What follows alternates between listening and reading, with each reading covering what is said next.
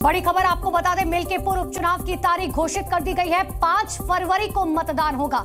8 फरवरी को नतीजे आएंगे। सीएम योगी आदित्यनाथ ने मिल्कीपुर उपचुनाव के लिए पूरी तरीके से अपना दम लगा दिया है।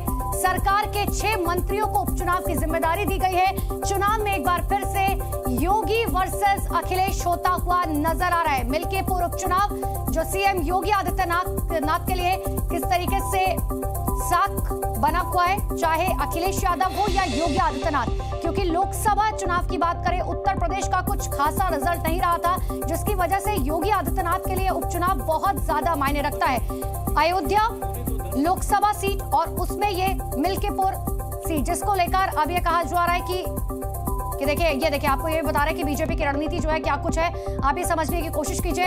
काफी पहले से ही जीत के लिए भारतीय जनता पार्टी ने अपनी तैयारी शुरू कर दी थी। 3 महीने पहले ही योगी आदित्यनाथ ने मिल्कीपुर का एक एजेंडा सेट कर दिया था।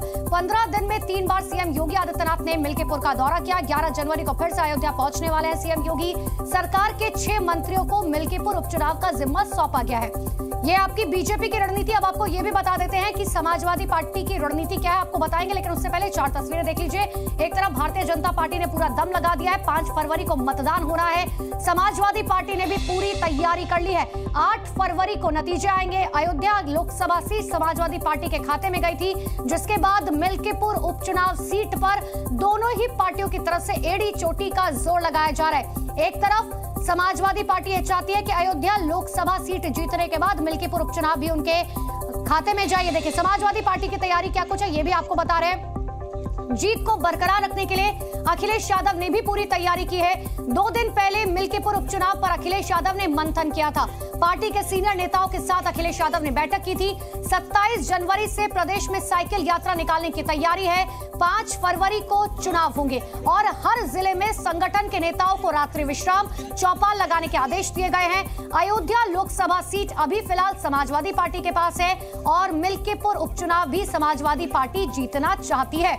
इसके बाद आपको ये भी बताएंगे कि आखिर ये मिल्कीपुर जो है वो इतनी अहमियत क्यों रखती है दोनों ही पार्टियों के लिए। अब आप ये समझिए, देखिए अयोध्या लोकसभा क्षेत्र में ये सीट आती है। 2024 के लोकसभा चुनाव की बात करें, यहां भारतीय जनता पार्टी को एक बहुत बड़ा झटका लगा था। उपचुनाव सीएम योगी आदित्यनाथ के लिए एक प्रतिष्ठा का सवाल बना हुआ है। खुद सीएम योगी आदित्यनाथ ने उपचुनाव का जिम्मा संभाला हुआ है।